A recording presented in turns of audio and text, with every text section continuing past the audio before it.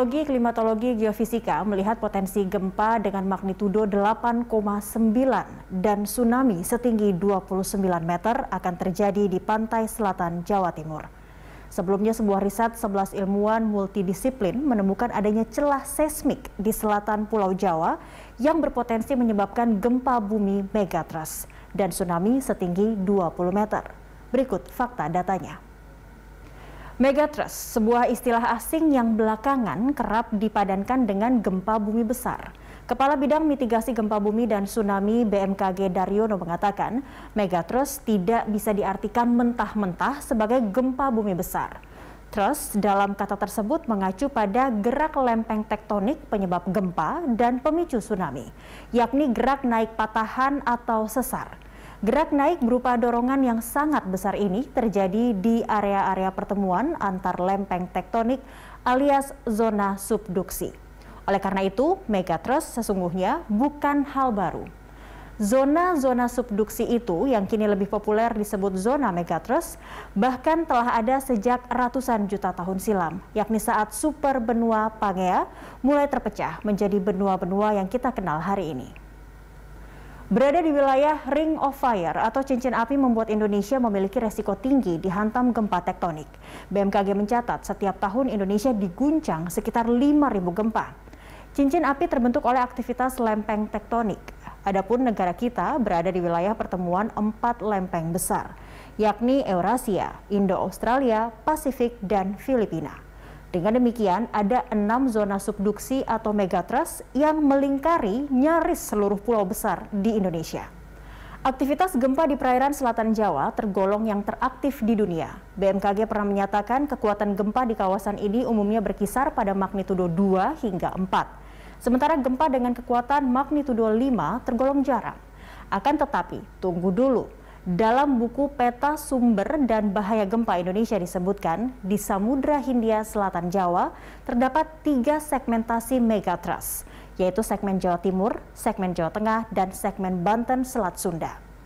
Zona megatrust di selatan Jawa ini menyimpan potensi gempa besar berkekuatan magnitudo 8,7. Kemungkinan terburuk ini bisa dan hanya bisa terjadi dengan skenario 2 segmen dari 3 segmen di selatan Jawa tadi bergerak secara simultan.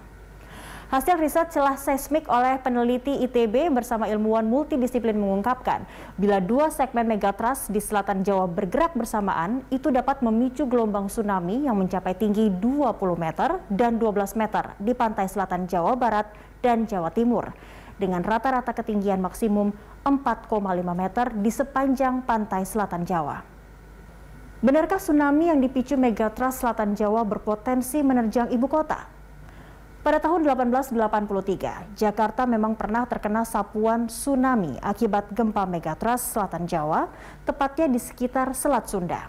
Surat kabar Batavia's Handelsblad yang terbit pada 28 Agustus 1883 melaporkan tsunami yang disebabkan oleh erupsi katastrofik itu menimbulkan kerusakan di Pulau Onrus menerjang pantai Batavia dan Tanjung Priok.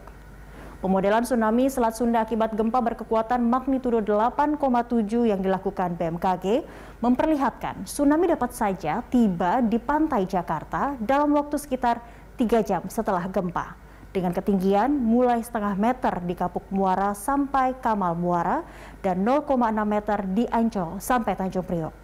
Hasil pemodelan Lembaga Riset Kebencanaan IAITB lebih menggemparkan.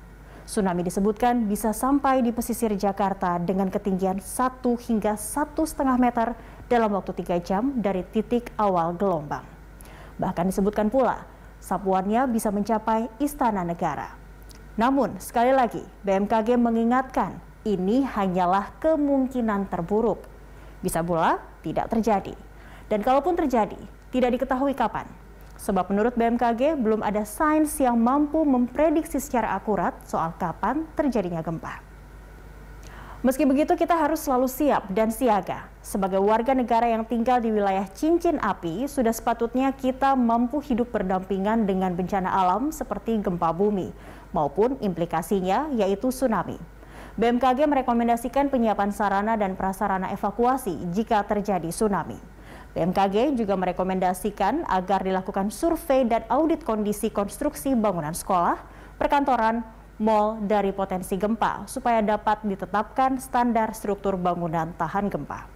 Selain itu, tata ruang juga harus memperhatikan zona rawan gempa. Keberadaan vegetasi mangrove di pesisir telah terbukti mampu melindungi pemukiman penduduk pada saat terjadi tsunami.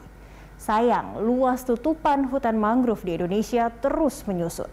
Dari 3,75 juta hektar pada 2010 menjadi 3,2 juta hektar di tahun 2020. Jangan girang dulu dengan angka itu, karena Yayasan Konservasi Mangrove Indonesia menyebutkan 50%-nya dalam kondisi rusak.